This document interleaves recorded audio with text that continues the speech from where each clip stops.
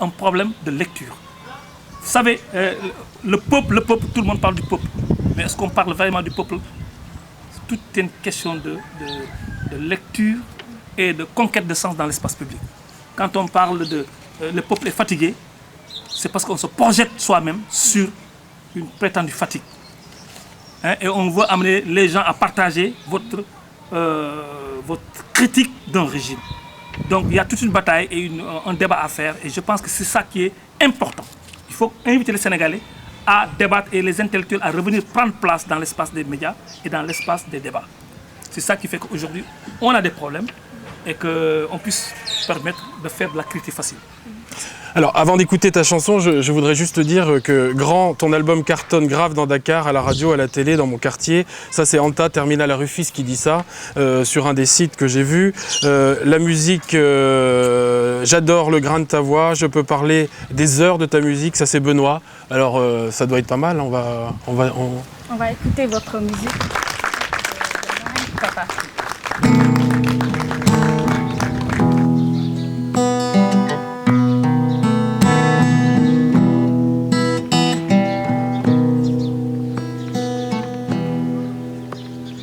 Puisqu'il n'y a plus rien à faire, j'ai préféré boire le thé.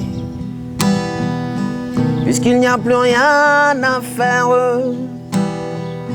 j'ai préféré boire le thé. Le thé en infinité. J'ai préféré boire le thé avec mes affinités.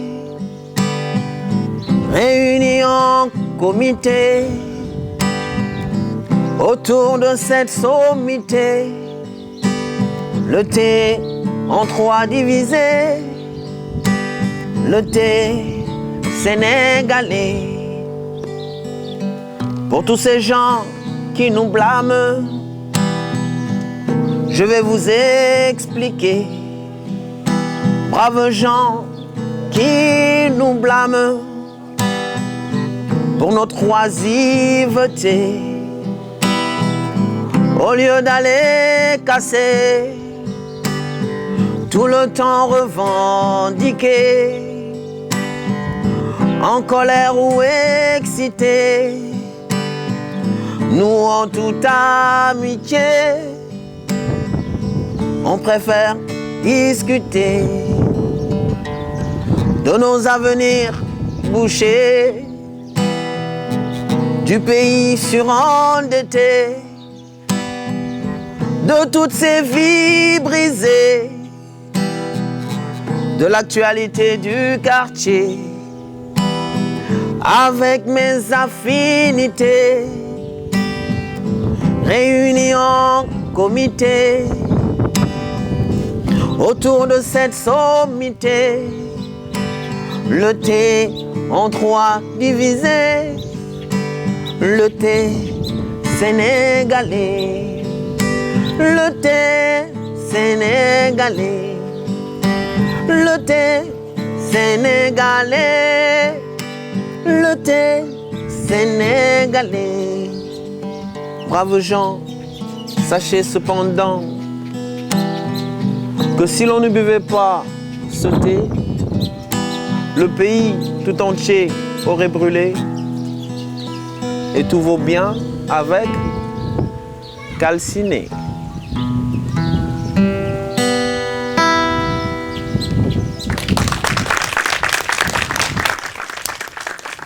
Et voilà une très beau chanson de Medzo qui s'intitule Le thé. Et Medzo, j'ai une question à vous poser. Parce que quelque part, j'ai lu que vous avez écrit que je ne fais pas de la musique pour plaire aux filles. Est-ce que par exemple, vous avez eu quelque part un problème avec des filles ou bien? En fait, ça, c'est les journalistes qui titrent un peu n'importe quoi. Donc, bon, oui, j'ai vu ça aussi. J'ai été tout aussi surpris parce que ce n'était pas le sens de mon propos. Mais bon, si on peut débattre sur ça parce qu'il y a des musiciens. En fait, aujourd'hui, la musique est utilisée comme un ascenseur social. Donc, il y a beaucoup de gens qui s'adonnent à la musique pour sortir de l'anonymat et bénéficier de tous tous les bienfaits en fait, de la célébrité. Ce n'est pas mon cas, c'est tout ce que j'ai voulu dire. Donc moi, je suis arrivé à la musique parce que j'avais des textes, j'avais des choses à dire. Et en général, quand j'écris une chanson, c'est toujours un cri du cœur, c'est toujours quelque chose qui motive cette chanson. Et c'est pour ça que je fais de la musique et c'est en dehors de toute considération mercantile ou recherche de plaire à qui que ce soit. Donc c'est pour ça que mes chansons fâchent de temps en temps. Mais moi, et vous aimez bien ça, hein, qu'elle fâche, je revendique la liberté. En fait, moi je fais de la musique parce que j'ai voulu être libre. J'ai voulu être un libre penseur et dire ce que je veux au moment où je le sens le plus. Et puis le faire partager donc, à travers des rimes, à travers des mélodies. Donc c'est pour ça que je fais de la musique. Voilà. Une sorte de floraison casamançaise. Ouais, on est un peu rebelle aussi sur les bords. Et Mezzo, est-ce que votre musique est très écoutée par les jeunes maintenant, avec le rythme que vous avez choisi, l'acoustique? On s'est battu, en fait, pour imposer une nouvelle expression musicale au Sénégal. Parce qu'on a vu, comme ça se passe dans la politique, c'est pareil que ça se passe dans la musique. Donc on a tendance à idolâtrer des gens, on a tendance à mettre des choses exclusives. Alors qu'il n'y a pas d'exclusivité en ce monde. Je pense que tout le monde a le droit de s'exprimer et je pense que personne n'a le monopole des cœurs ni des esprits. Donc c'est pour cela que moi j'ai choisi d'imposer un nouveau style musical et de me battre pour que ce style musical qu'aujourd'hui on appelle acoustique au Sénégal puisse avoir ses lettres de noblesse. Et je suis très heureux aujourd'hui de voir qu'il y a des milliers de jeunes qui me suivent dans ma voix et qui adorent ce que je fais et qui en font autant. Voilà, parce que le but, ce n'est pas que de faire soi-même de la musique, mais de faire de la musique aussi. Voilà, donc de susciter des vocations. Et aujourd'hui, je suis content du succès que la musique acoustique est en train de connaître au Sénégal. Amadou Lamine Faye, quand vous êtes dans votre voiture, que vous allez d'un endroit à l'autre, vous écoutez de la musique? Oui, d'abord, moi, j'étais musicien. Il m'a pris un accord. Là. C'est vrai. Vous êtes plus proche que vous croyez? Non, on est proche sur beaucoup de choses. C'est-à-dire qu'il assume. Et c'est dans son rôle. Hein. Vous savez, un artiste, c'est quelqu'un qui doit prendre l'essence du peuple pour le porter au public et pour que les gens en fassent un objet de réflexion et de débat pour trouver des solutions. Il est dans son rôle. Moi, mon rôle, c'est d'expliquer les difficultés et d'annoncer des perspectives.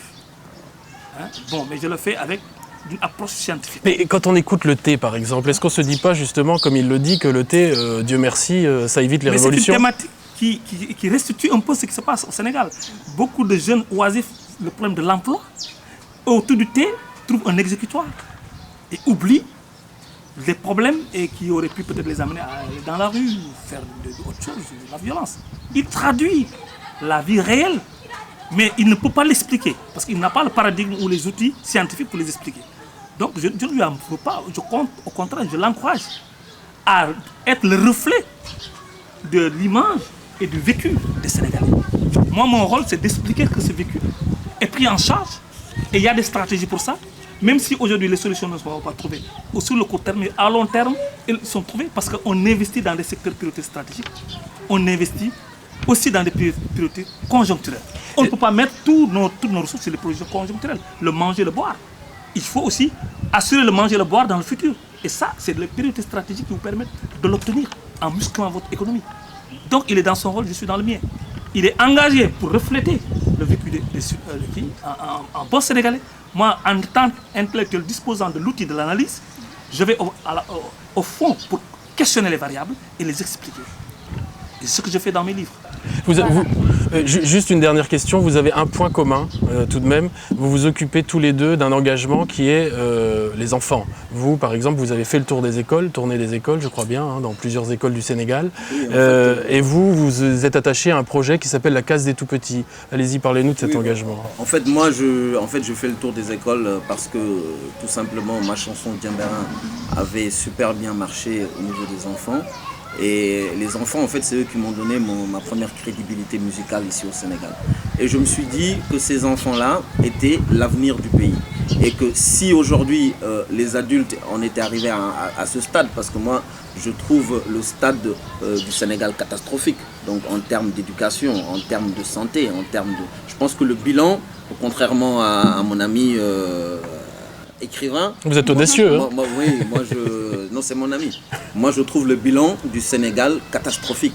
Et je me suis dit que si on devait commencer à agir, donc il fallait commencer par les enfants. Parce que le secteur le plus porteur aujourd'hui, c'est le secteur de l'éducation. La vérité sort des oreilles des enfants. Non, mais il faut éduquer le peuple sénégalais parce que aujourd'hui, on a besoin de citoyens qui soient à la hauteur pour relever le défi du développement. Et je veux dire, aujourd'hui, les enfants sont le premier palier. Parce que pour moi, on a beaucoup de choses à refaire donc, dans ce pays. Donc je me suis dit que j'allais voir ces enfants-là pour leur parler de l'importance des études. Parce qu'aujourd'hui, quand quelqu'un vend sa carte d'électeur donc, à 5 000 francs, ou quand quelqu'un vote pour un sac de riz, c'est qu'il y a un problème éducatif à la base. Ces gens-là ne comprennent pas les institutions, ces gens-là ne comprennent pas le droit de vote, ce que c'est. Voilà, on approche presque au terme de cette émission et le mot de la fin. Bon, le mot de la fin, c'est que je réagis un peu par rapport à la dernière intervention de Mezzo pour dire qu'il est en phase avec le président de la République qui investit dans l'éducation en créant la case des tout-petits. Vous voyez qu'avec la case des tout-petits, il y a un souci de démocratiser l'accès à l'éducation de base. Parce que le préscolaire, c'est par le préscolaire qu'on prépare l'enfant à accéder, à avoir un potentiel de connaissance, d'accès à la connaissance. Et ce n'était pas démocratique parce que le préscolaire était privé. Maintenant, avec la case des tout-petits, il est gratuit avec l'État et c'est un projet reconnu par l'UNESCO.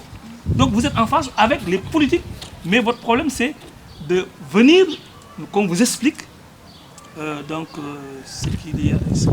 ce qui est fait donc, pour la bonne éducation. Mezzo. Je voudrais dire ceci pour finir, c'est que on n'a pas grand-chose à nous expliquer dans la mesure où on comprend ce qui se passe. On est là, nous sommes des acteurs, donc on est en train de lire tout ce que politiquement les politiques font dans ce pays. Et il n'y a pas besoin de nous expliquer que les Sénégalais ont faim, il n'y a pas besoin de nous expliquer que la vie est chère, que les denrées de première nécessité sont de plus en plus chères et que les Sénégalais ne s'en sortent pas. Je pense qu'aujourd'hui, c'est à nous de vous l'expliquer. Parce que j'ai l'impression que ceux qui nous dirigent ont un train de vie qui ne reflète pas le niveau de vie des Sénégalais. Donc il y a quand même un fossé entre les dirigeants et les dirigés. Voilà, et c'est pour cela qu'aujourd'hui, c'est à nous autres, le peuple, d'expliquer à nos dirigeants que nous avons faim. Voilà, donc... Voilà la fin de cette émission et nous nous retrouvons très prochainement avec d'autres invités, un autre thème aussi. Bye bye. Merci de nous avoir suivis. J'espère que cette émission a été un bonheur pour vous. Et puisque la musique adoucit les mœurs, alors nous allons écouter Mezzo. Allez-y Mezzo, faites-nous vibrer.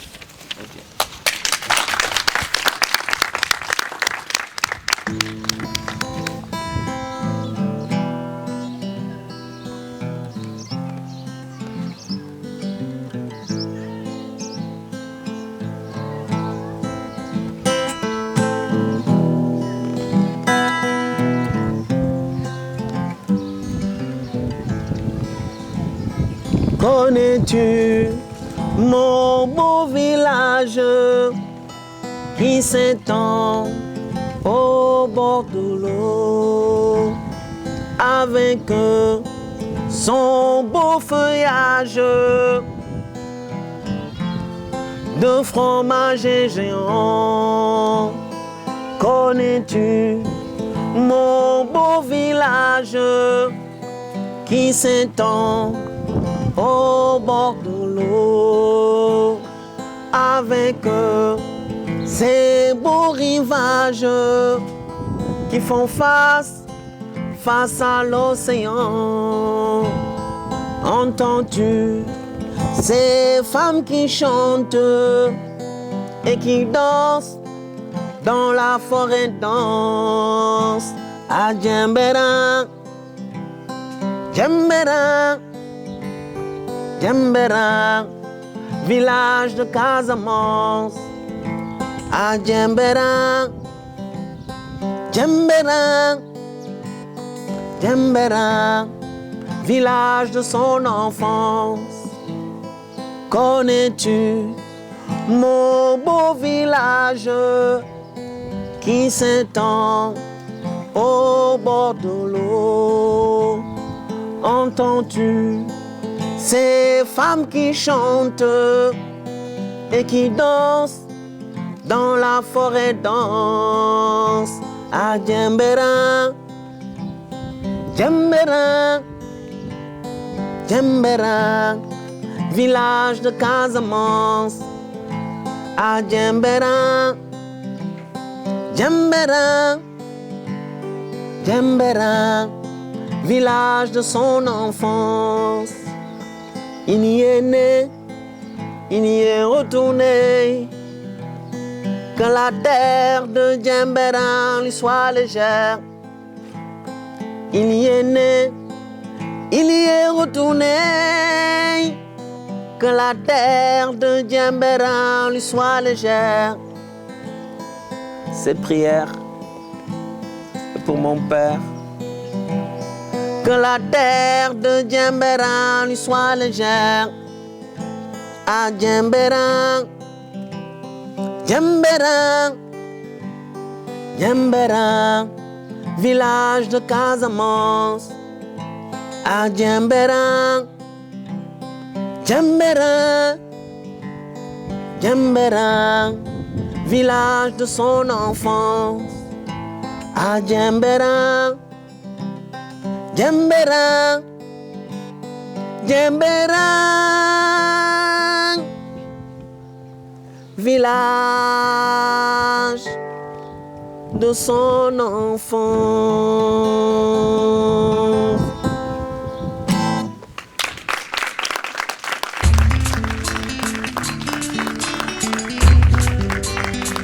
Merci.